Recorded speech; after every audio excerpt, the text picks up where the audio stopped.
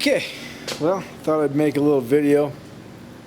Kind of wanted to document this when I did it, 3 years ago when I did it to the 4x4, but just let you know what I'm working on. I did a onboard air compressor and onboard welder setup on the 85 there, and thought I was going to sell the. I'm going to sell the truck. I took all that stuff off to use it on something else, and then I got the Suburban. I've been kicking around the idea. I got a 90 Suburban, and that's an 85 Chevy K, 1500 half ton, and the differences are subtle between the two models. The 90 Suburban, of course, it's a fuel injected engine, and it has full serpentine setup on it. I got my camera on a tripod, and it's in the way. So, it's got full serpentine setup on it, like you see there. And then the 85 doesn't. It's kind of got that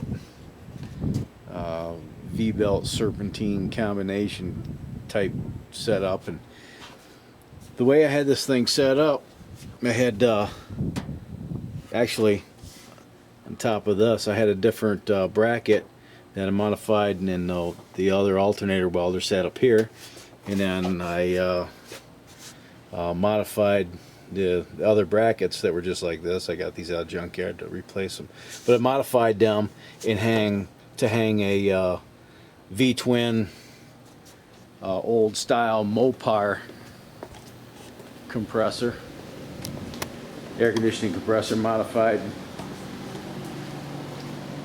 like the Beyond. That's part of the bracketry right here. Built that big plate bracket,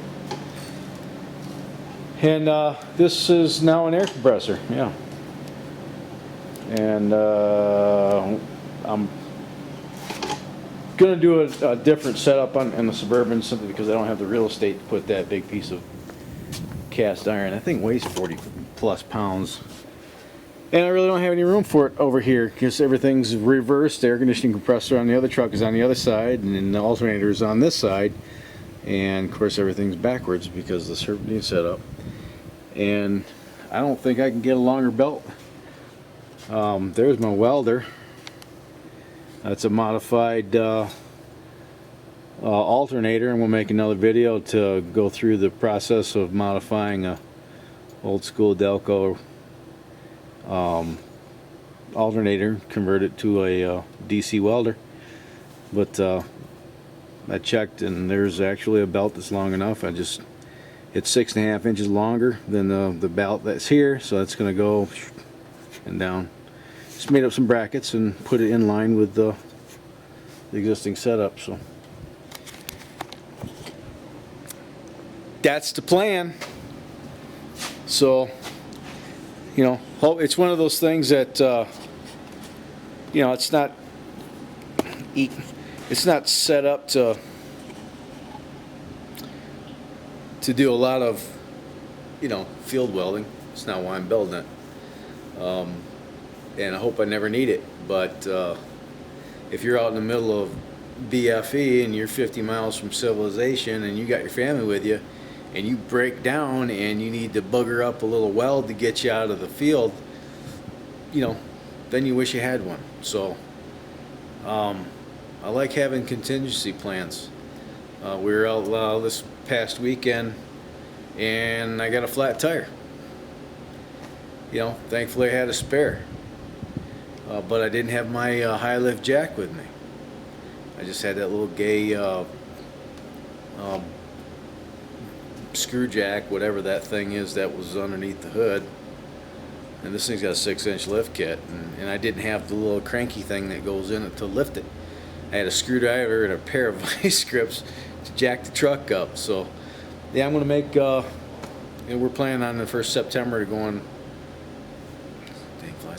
on an off-road trip, and I need to make some jerry can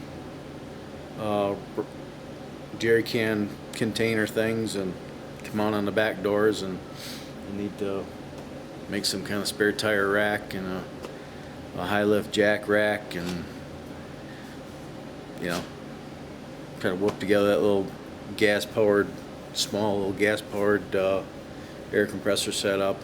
I'll make some videos on that, but I'll make a video covering the how I made my welder.